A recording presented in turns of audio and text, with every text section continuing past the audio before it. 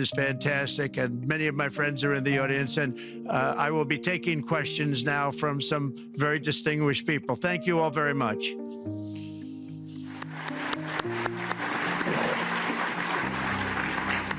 Thank you very much, Mr. President, for that very powerful speech. And I think you could hear the applause all the way from Davos to the White House. But next year it will be even better, because then you can get the applause here in Davos. So we wish you welcome to our village next year. We hope to see you. Thank you very much. So we also know, Mr. President, that you open up for interaction here. We have a great panel with some of the most distinguished business people in the world. Let me start with someone that you know really well, that I think is almost a neighbor of you in Florida. Mr. Steve Schwarzman, Chairman, CEO, and co-founder of Blackstone Group. So, Steve, floor is yours. Well, Mr. President, I'm sure the Crown Prince of Saudi Arabia will be really glad you gave this speech today.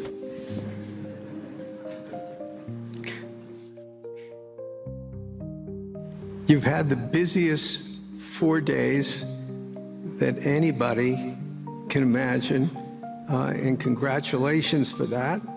My question is about some of the things I've observed here at Davos. It's a terrific forum. I've met lots of people, as usual. I think I've been here 30 years. And a lot of the European business people have expressed enormous frustration with the regulatory regime in the EU.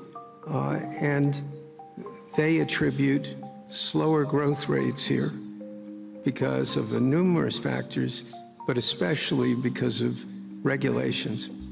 And you've taken a completely different approach in this area. And if you could explain the theory of what you're doing, how you're going to do it, and what you expect the outcome to be, I'd appreciate it. Well, thank you very much, and congratulations, Steve. You're a friend of mine, but on a great career. You have had an amazing career, and it continues. I just want to congratulate you. Very inspirational to a lot of people.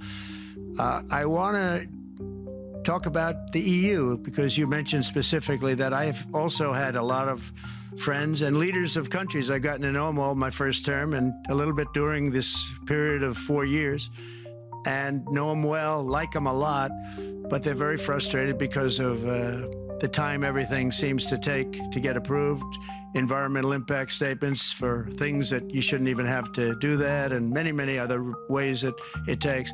And I'm going to give you a quick little example. In the private life, my beautiful private life, before I had all these things happening, the world is a little different. I had a nice, simple life. You knew that. But when I had that simple life, I did projects. And I had a big project in Ireland. And it had to get approval on something that would have made it even better. And I got the approval from Ireland in a period of a week. And it was a very, very, very efficient, good approval. And they informed me, though, the problem is you're going to have to get it from the EU, and we think that'll take 5 to 6 years. And they said, you have to be kidding. And this was before politics. And I said, wait a minute, it's not that important. I don't want to go 5 or 6 years, but it would have been a big investment. It would have been nice, and it would have been good for the project. And I sent the people to the EU to see if they could speed it up, and basically it was a 5 or 6 year wait just to get a simple approval that Ireland gave me in a period of literally not much more than a week.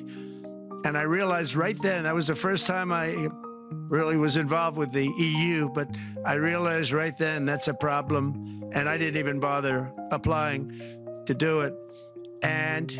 Or if I did, I pulled it very quickly. I have to be very accurate because I don't want to be criticized. He did apply, actually. No, I want to be very accurate.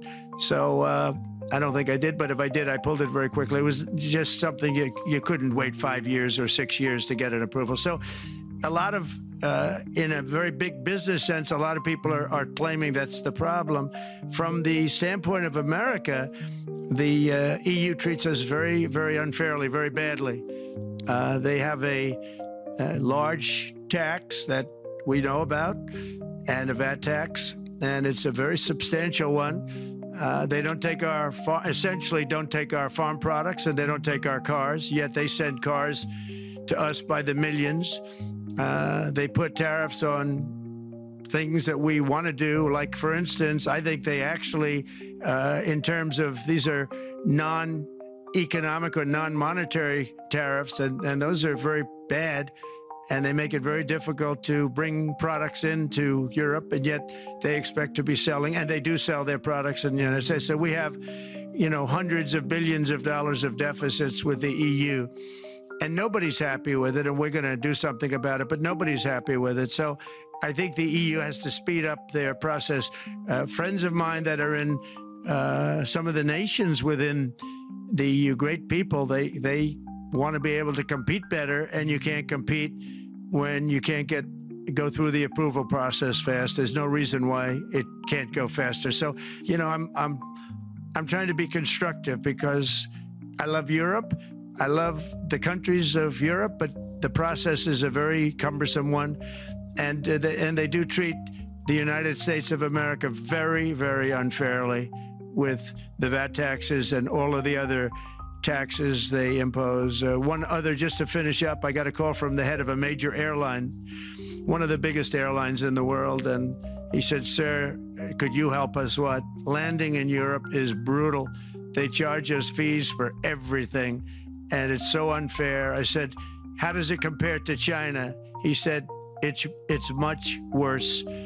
And the other thing, as you know, they took court cases with Apple, and they supposedly won a case that most people didn't think was much of a case. They won 15 or 16 billion from Apple. They won billions from Google. I think they're after Facebook for billions and billions. These are American companies, whether you like them or not. They're American companies, and they shouldn't be doing that. And that's, as far as I'm concerned, it's a form of taxation. So we have some very big complaints with the EU. Thank you. Thank you very much, Mr. President. We'll now go to one of your friends in the EU, Patrick Pouyanné. He's the chairman CEO of Total Energies. I guess you have a question ready, Patrick, for the president. Mr. President, as we understand, energy is at the top of your agenda, and it's an honor for me to represent the energy industry tonight. In this panel, Total Energies is indeed the fourth largest oil and gas and electricity company in the world. I will not ask you a question about the oil price. It's quite clear what you expect from us. I will go to gas more. And our company is the largest #1 exporter LNG from the US company. We are a strong contributor to, and we invest in a mammoth LNG projects in Texas, $20 billion. It's far from 200, but it's $20 billion.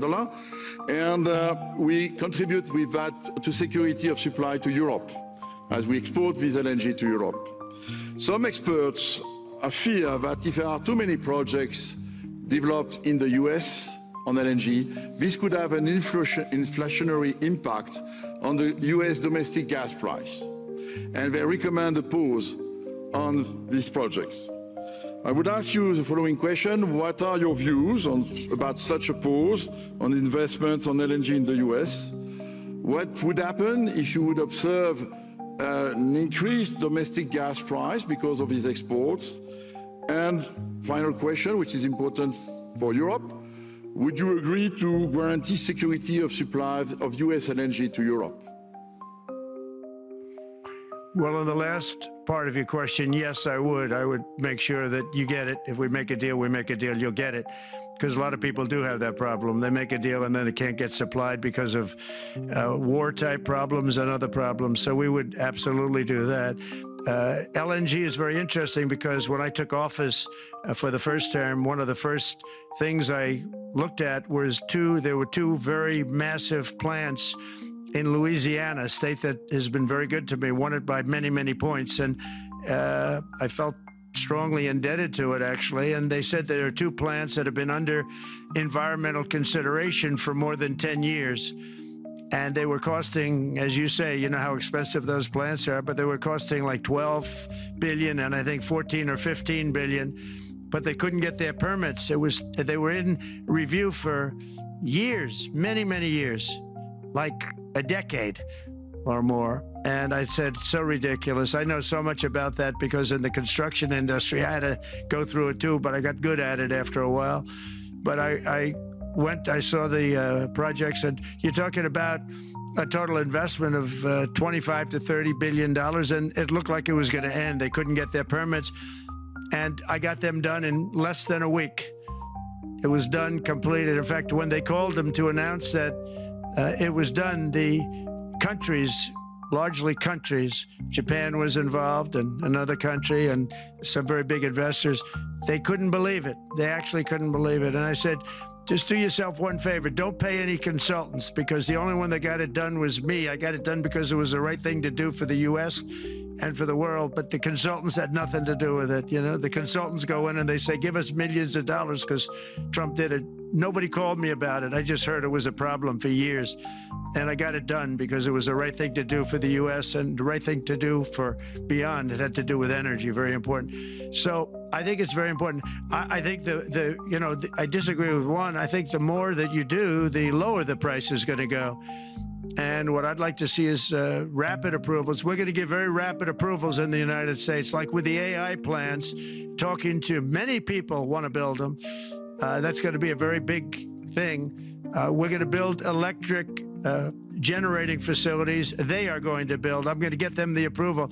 Under emergency declaration, I can get the approvals done myself without having to go through years of waiting. And the big problem is we need double the energy we currently have in the United States. Can you imagine? For AI to really be as big as we want to have it, because it's a very competitive, it'll be very competitive with China and others. So I'm going to give emergency declarations so that they can start building them almost immediately. And I think it was largely my idea because nobody thought this was possible. It wasn't that they were not smart, because they're the smartest, but I told them that what I want you to do is build your electric generating plant right next to your plant as a separate building connected. And they said, wow, you're kidding. And I said, no, I'm not kidding. You don't have to hook into the grid, which is old and, could be taken out. If it's taken out, they wouldn't have any way to get any electricity. So we are going to allow them to go on a very rapid basis to build their plant, build the electric generating plant. They can fuel it with anything they want, and they may have coal as a backup. Good, clean coal.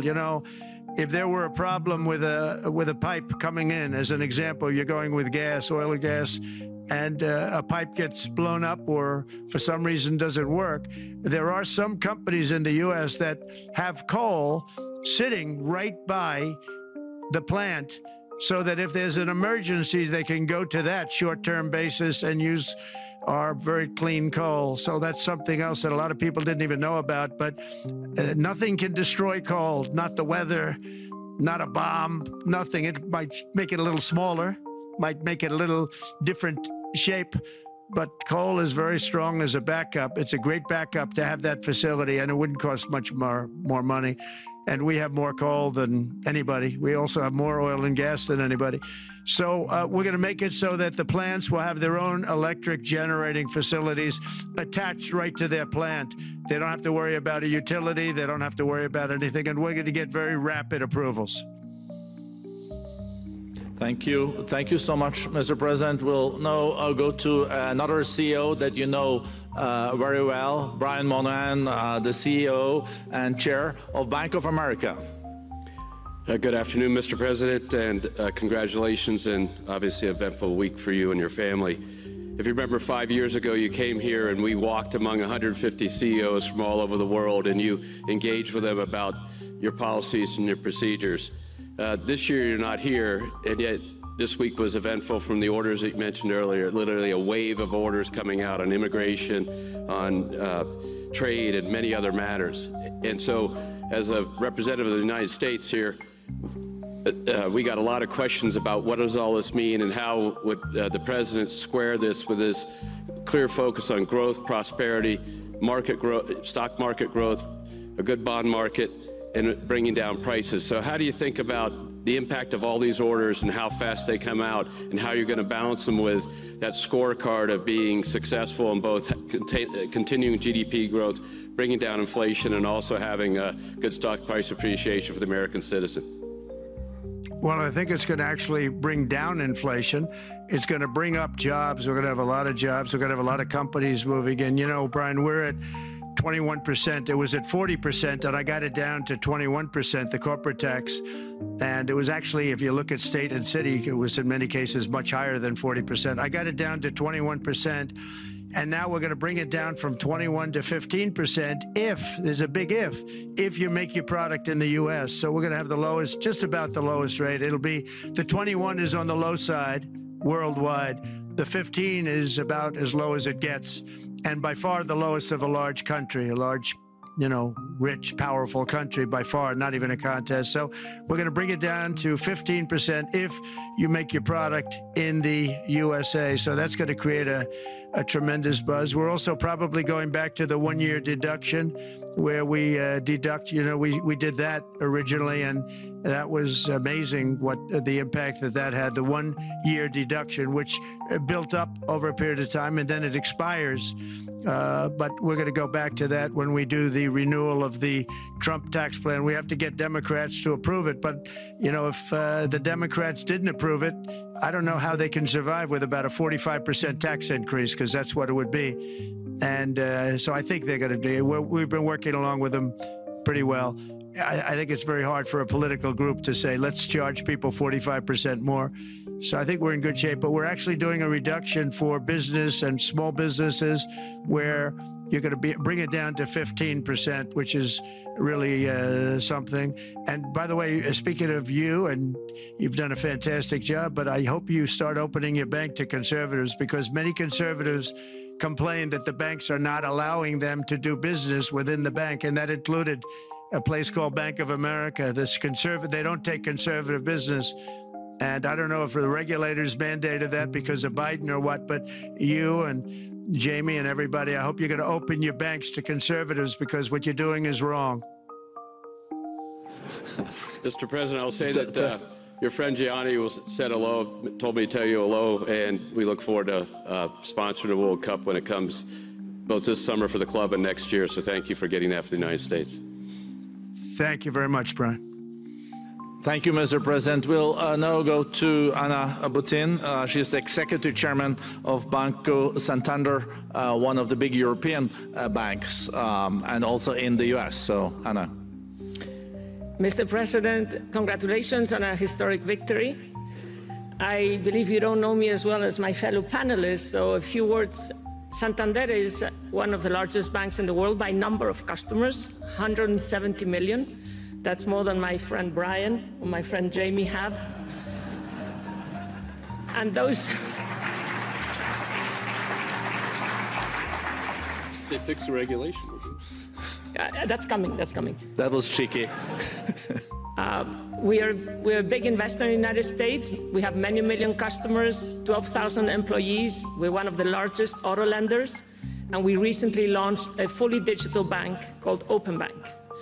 We strongly believe banks have a pivotal role in the economy, and we can accelerate growth and help many more customers. That's what we're doing in the United States. So, as Brian pointed out, we very much welcome your focus on deregulation and reducing bureaucracy.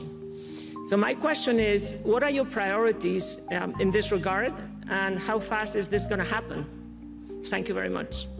I think it's going to, thank you and congratulations. I know very much about your bank, and you've done a fantastic job. Congratulations. We are going to move very quickly. We've moved very quickly. We've done things in the last 3 days that nobody thought were possible to do in years. And it's all taken it's all taking effect. It's going to have a huge impact on the economy, a huge positive impact. Money was being wasted on crazy things. I mean, the Green New Deal was such a total disgrace, how that was perpetrated. And it was conceived of by people that were average students, less than average students, I might add, and never even took a course in energy or the environment. It was just a game. Remember, the world was going to end in 12 years? Remember that? Well, the 12 years has come and gone. It was going to end. It was going to all foam into earth. But, you know, the time has come. These people, and they really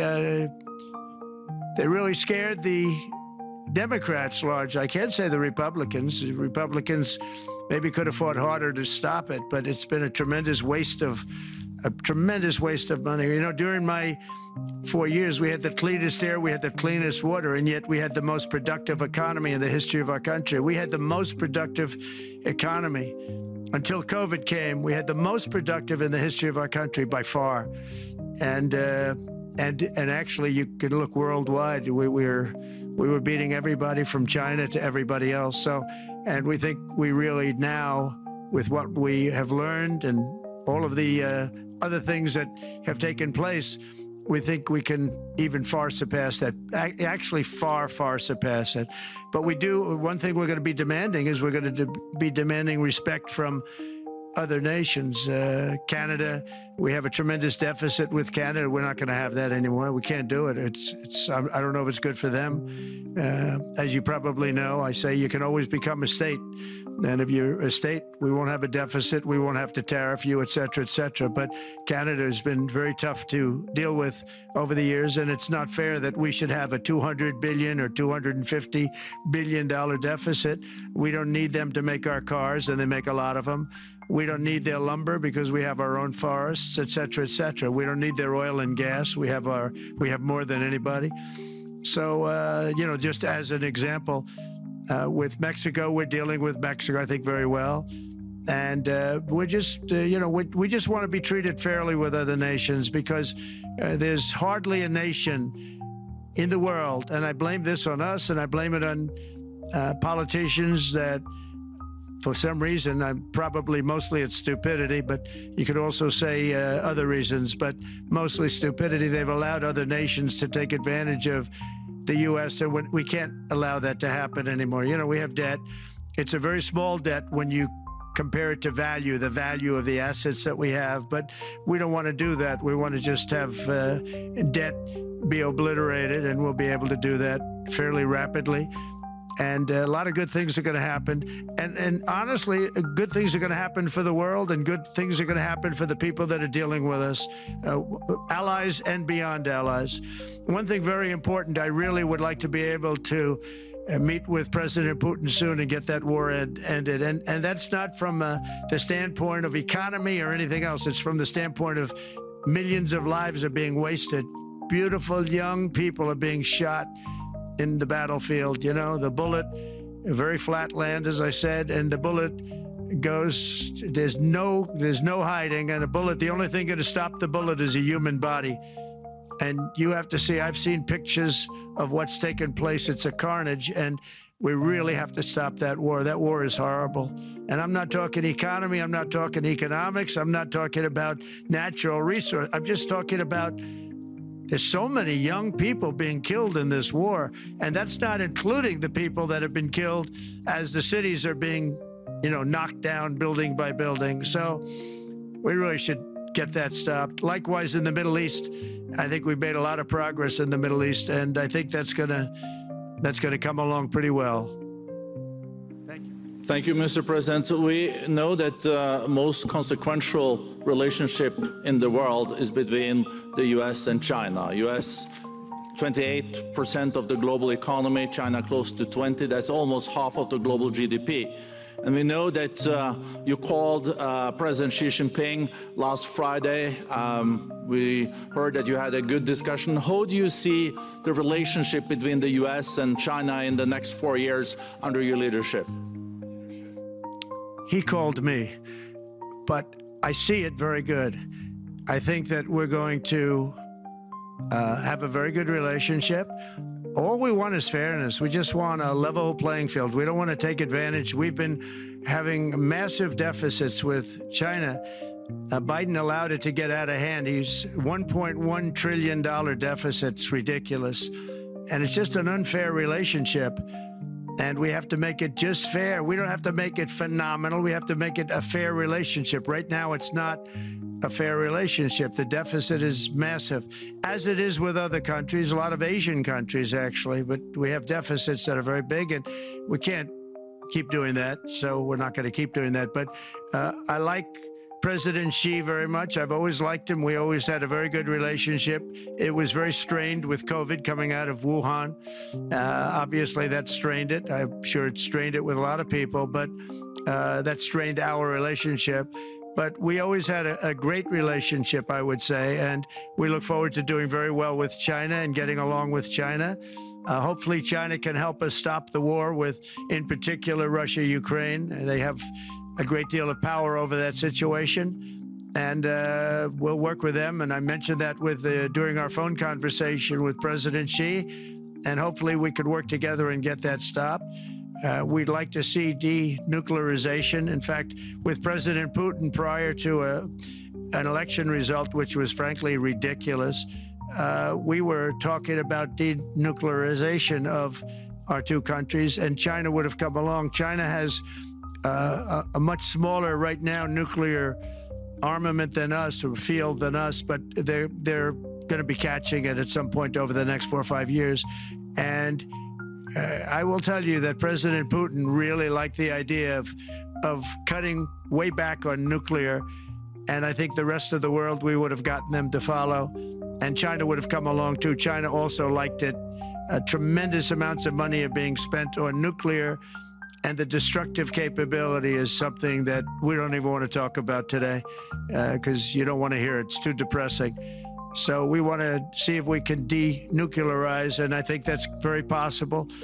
And I can tell you that President Putin wanted to do it. He and I wanted to do it. We had a good conversation with China. They would have been involved, and that would have been an unbelievable thing for the planet. Mr. President, when you're back here in Davos next year, will there be then a peace agreement with Ukraine and Russia by then? Well, you're going to have to ask Russia. Ukraine is ready to make a deal. Just so you understand, this is a war that should have never started. If I were president, it would never have started.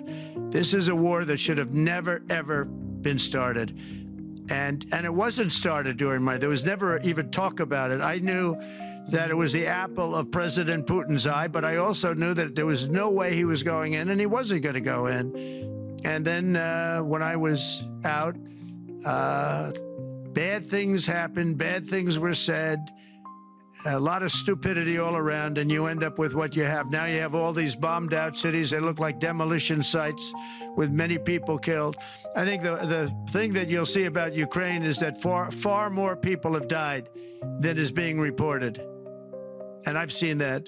But far, far more people have died. When you look at a city that's become a demolition site where big buildings have been collapsed by missiles hitting them and everything else, and they say one person was slightly injured.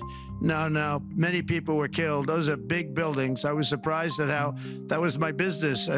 These are buildings that go 2 and 3 blocks long. They're 20 stories high. They're big, powerful buildings, and they were knocked down, and there were a lot of people in those buildings. That announced that 2 people were injured. That's not true. So I think you're going to find that there were many more people killed in Ukraine in the Ukraine war than anybody has any idea. But if you look now, so many of the people being killed are soldiers just facing each other with guns, rifles, and drones, the new form of warfare, drones.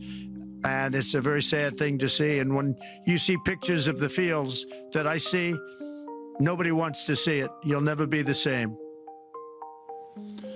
Thank you very much, Mr. President, on behalf of all the 3,000 participants here in Davos. We really underline that joining us the third day in your presidency, live taking questions here is so appreciated, and we are already ready for receiving you next year in person. So thank you very much, and all the best from Davos. Thank you. Thank you very much.